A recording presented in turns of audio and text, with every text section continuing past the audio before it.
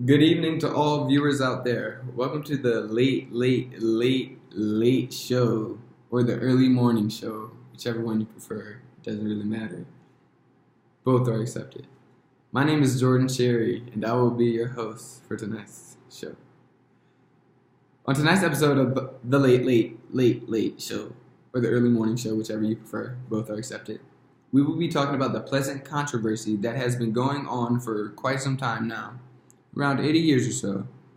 And that controversy is none other than what in the world is America doing with marijuana? That's it. That's the controversy. Interesting, I know, right? This is a topic that people are either very supportive or very against. I must say, this is a topic I am pretty passionate about because I know quite a few people who partake in, the recreational uses of marijuana. However, I'm not here to tell you my opinion because, in all honesty, who cares? But I am here to explain why marijuana should be legalized and why it is not already yet legalized. So where to begin? First things first, marijuana is not nearly the half of what the keep that weed illegal people think. Through hours of research, I have found information that opened my eyes up in ways that support why marijuana should be legal, in ways why it should remain illegal. Unbiased with a tad bit of bias is what we are trying to accomplish tonight. So, how is marijuana not nearly what people think? Well, according to JSTOR, there has been no evidence of brain damage because of the consumption of marijuana. With that being said, JSTOR also said that weed does impair driving due to slower reflex rather than when sober. I think it's pretty safe to say don't drive under the influence of anything. It's not safe. JSTOR mentions that lung damage also can occur during consumption, but not because of the marijuana, because it's just not safe to be inhaling things, just smoke in general, disease. There's a lot of good and a few bad things about marijuana. My Access to Health book lists many of these pros and cons out. A few pros that this book says is marijuana is safer than alcohol and tobacco, mainly because it's not a primary cause of death. Which gets me thinking, have you ever heard of a case where weed is the cause of death? Take a moment, think about it. It's what I thought. Back to the book though. It goes on to say marijuana doesn't cause aggression or domestic violence like some other drugs or substances, alcohol, which is still legal.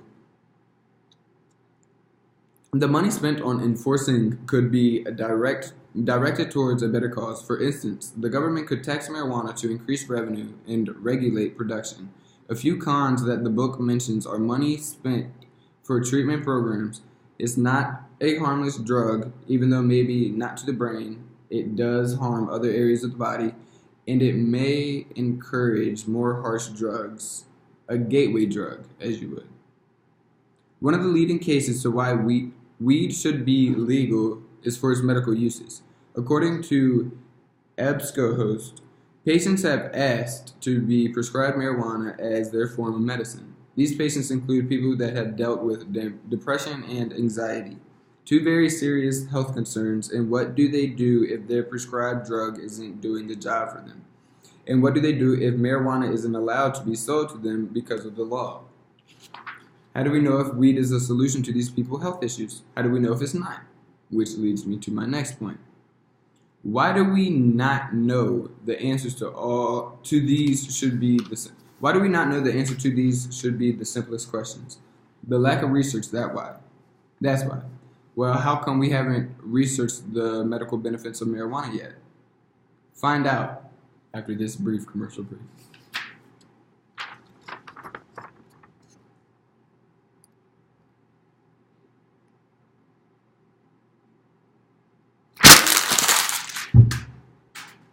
Oh wow, back so soon. I almost didn't see you there.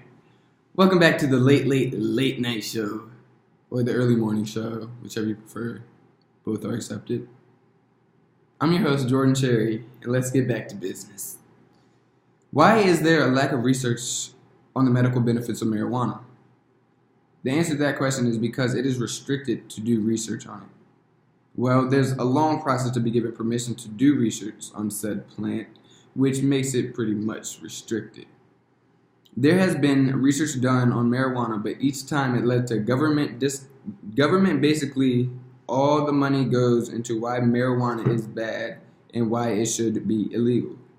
According to USA Today, $1.1 billion of the $1.8 billion that the National Institute of Health spent on marijuana research from 2008 to 2014 went to study abuse and addiction.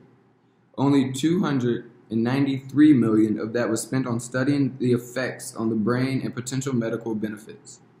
One of the main reasons why marijuana should be researched for its medical benefits is because no new pain medicine has led to the abuse of narcotics and led to the rise of heroin, says the USA Today. Why though? Why is there restrictions on marijuana research? The best answer I have for you is again from the USA Today, which says marijuana is a Schedule I drug, the same category as heroin and ecstasy. It's crazy, right? I don't get it. It doesn't make any sense. Saying it has potential for abuse and no medical benefits. Legalization keeps moving forward, but because of years of governmental roadblocks on research, we don't know nearly enough about the dangers or benefits of marijuana. Fun fact of the day. Today, there has been less than 1,000 research projects that have studied marijuana for purposes other than the abuse or addiction in the past 7 years. That fun fact was also brought to you by USA Today. They're just on their game, I know, it's crazy. Back to potential benefits. Enough with all that lack of research talk. According to Sports Discus, the DEA sees this issue. If marijuana was used as a medicine, there would be thousands or more patients using it. People will see that everything is functioning fine. Question will be raised to why this plant was ever illegal in the first place, and that's what they're worried about. Maybe that's why they don't allow research on marijuana for medical reasons. I don't know. Connecting the dots here, I don't know. One bad thing that Sports Discus said about medical marijuana was used everywhere in the case that marijuana isn't good for sick people because it makes those people even more susceptible to becoming sicker, which honestly makes pretty good sense because if you're already sick, your immune system's pretty bad. Smoking probably isn't the best for you, I get it. Makes sense. The Marijuana Facts for Teens book is probably one of the better sources if you support keeping marijuana legal. This book really shines light on all the negative effects of weed. The book says that marijuana is addictive, which I agree to some extent. There's a lot of factors that weigh in if marijuana is addictive. And honestly, it all depends on whom the person is, how much they weigh, what their body type is, how often they smoke. All these things play a factor. The book goes on saying marijuana is linked into school failure. Also, I believe 100% depends on who you are. And it says that all forms of marijuana are mind-altering, which if you've ever consumed weed before, you can confirm this is true. That's pretty basic. The last thing that caught my eye that this book says, early exposure to marijuana makes opioids more pleasurable. Sort of back to that gateway drug thing. Everybody just like pointing fingers at weed. Everything is weed's problem. Which leads me to my next point, opioids. Opioids are medicines that are meant for short-term pain relief, which usually ends up in some sort of addiction that occurs. Opioids are a feel-good stimulant that makes the mind and body, feel good. The only downfall of opioids is that they are highly addictive. According to the National Institute on Drug Abuse, since 2007, opioid-related deaths have increased and have steadily increased. If we as Americans do not find a solution to this problem, who knows what the future of America will look like? Maybe it's because Maybe it will be like a zombie apocalypse with a whole bunch of opioid junkies walking around foaming from the mouth. Something needs to be done, and I have a gut feeling that the solution is somewhere in the bud. Take a long look at this drug war effects chart. On the grand scheme of things, marijuana is a lot less harmful than every other drug on this chart than caffeine.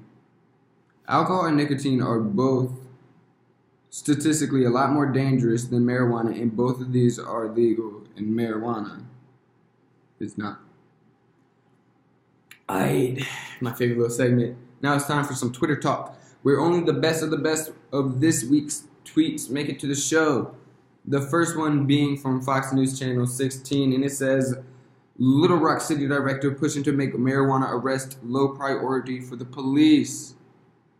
Even the police know being criminalized for such an offense is silly. Makes no sense. The next tweet comes from Now This News, which gives 3 really good reasons why or how legalization could help. The first by being that women have nearly secured 30% of executive level positions in marijuana corporations, whereas everywhere else they have only held 5% of executive level positions. So, to all my women out there, keep those fingers crossed. It'll work out in your favor. I promise. The next reason being that weed amongst teens have decreased. Teen use from 2015 to 2016 have decreased by roughly 2 points in states that have legalized recreational cannabis. The biggest drop coming from Washington State and Colorado. The first 2 states to legalize recreational pot. It's crazy, I know, I wouldn't have thought those 2 states either. The third reason being that weed brings in a huge amount of revenue for the states that are allowed legal cannabis. Right now, we are on track. Well, not we're, because I'm not a part of those states, because I live in Virginia and it's still very illegal. Right now, they are on track to bring in $655 million in state tax and $559 million from retail sale. The third and final tweet comes from Facts, and it says, marijuana doesn't actually kill brain cells. A study says that it might actually help regrow them. Honestly, I put this in here because it's so stupid. I'm an advocate, I support marijuana, but they help regrow brain cells? No. Now let's talk about the one thing nobody likes to talk about nowadays. Politics. According to the New York Times, under the Obama administration, the Justice Department did not interfere with state laws that legalized marijuana and instead focused on prosecuting drug cartels and the transportation of pot across state lines. Something that could be a harm, could be a harm to national security, protection of other people. But now, under the Trump administration, marijuana has taken a few steps back from getting legalized. Attorney General Jeff Sessions asked Senate leaders to roll back rules that block the Justice Department from bypassing state laws to enforce a federal ban on medical marijuana. Just to put it in perspective, Jeff Sessions compared marijuana to heroin, just to show where America is at on the progression of the legalization. Now, I'm a little bummed out, so stay tuned as we go to commercial.